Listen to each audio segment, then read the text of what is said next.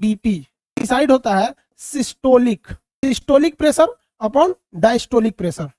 जाने वाला pressure systolic, आने वाला प्रेशर डायस्टोलिक हो गया। Systolic pressure by diastolic pressure. आप बताइए भैया सिस्टोलिक प्रेशर कितना था 120, डायस्टोलिक प्रेशर कितना था 80, 120/80। Systolic pressure 120, diastolic pressure 80। लेकिन इसमें समझिए ये नॉर्मल एक एवरेज है, इसमें बच्चों का भी शामिल है और 80 साल के बूढ़े का भी शामिल है। लेकिन आप लोग का प्रेशर अगर इतना है 120/80 तो आपको पढ़ने में मन नहीं लगेगा, आपको पढ़ने में मन नहीं लगेगा, नहीं गिरल रहेगा, सुस्ती रहेगा, सोचेंगे कि पढ़ते हैं फिर बाद में पढ़ेंगे, छोड़ते हैं, यूट्यूब देख लेते हैं, तनी फेसबुक देख लेते हैं, हाई है।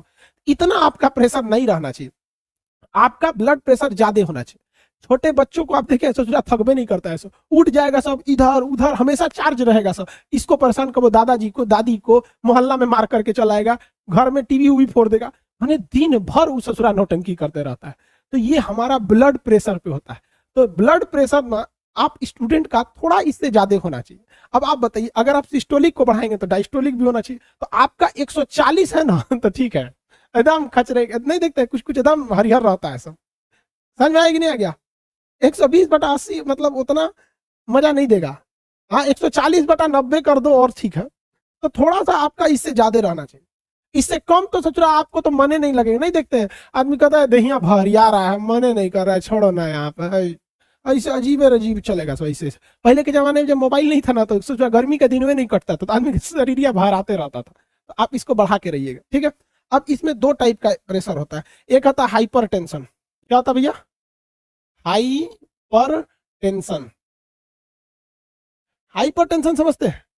इसमें हमारा ब्लड प्रेशर बढ़ जाता है, बीपी जो होता है इंक्रीज हो जाता है।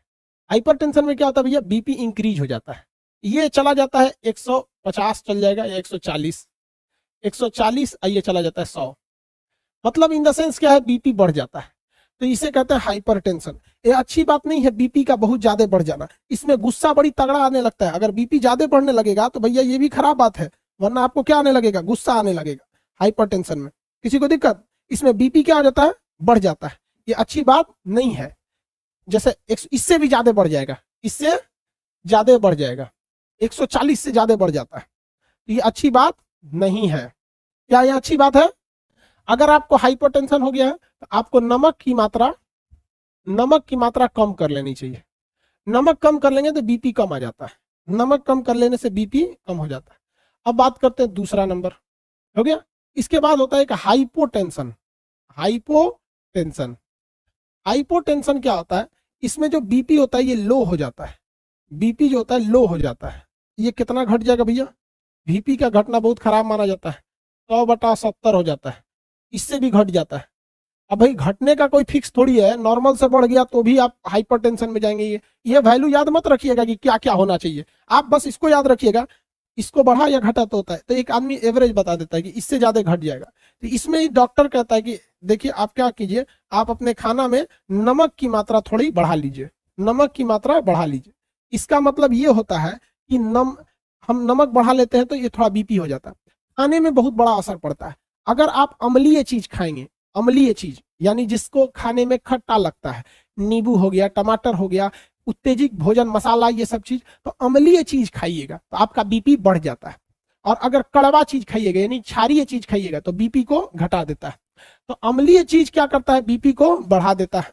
तो देखिए यहाँ हम लिख देते हैं अम्लीय।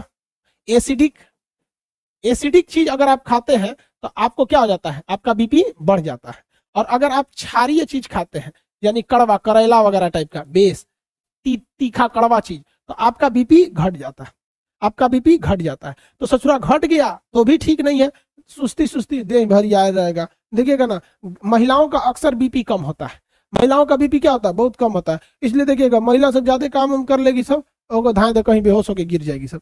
और देहात के लोग ना अपने पतोह को बहुत गरियाते हैं, दूर से श्री पतोहिया कामे नहीं कर रही, यही नहीं कर रही। अरे यार पतोहिया का एक बार बीपी चेक करा दो, अगर डाउन है तो उसको हाई करा दो, बीपी हाई करा लो, देखो एकदम पतोह आपकी जेसीबी की तरह काम करेगी। तो लेकिन पतोह को ये लोग ना अजीब समझते हैं।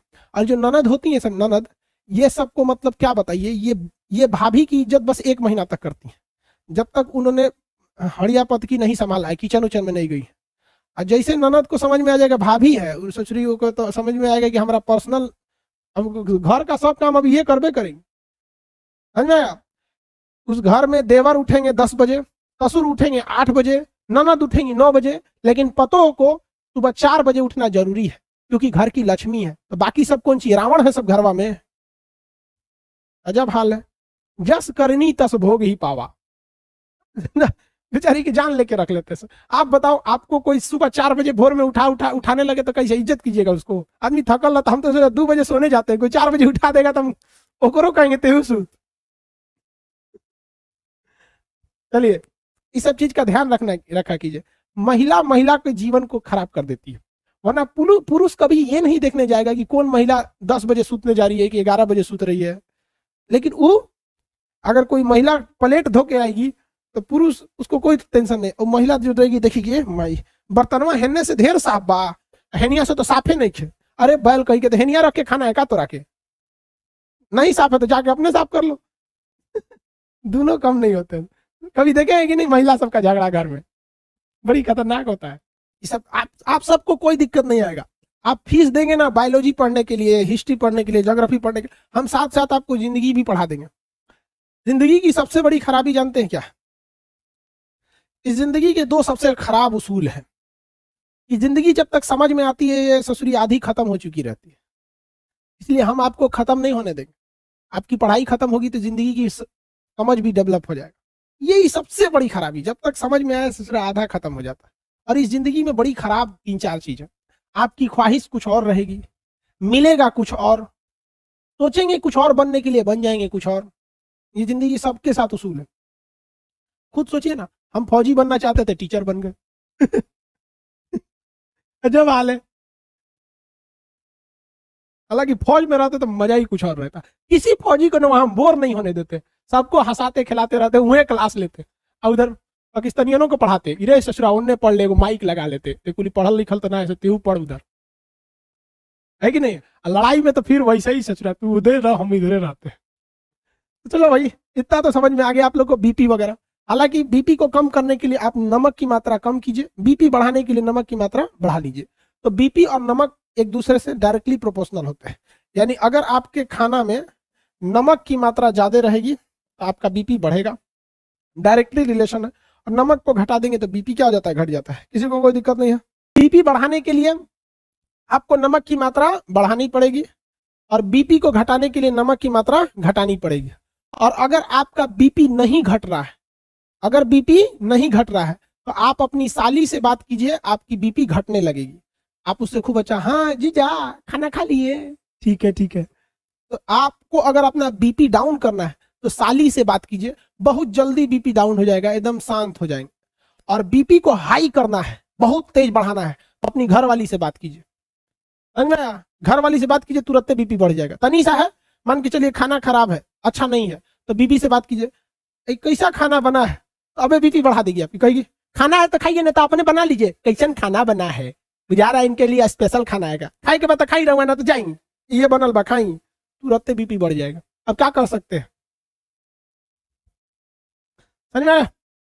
आप इसको नोट करके लिख लीजिएगा, घरेलू उपाय।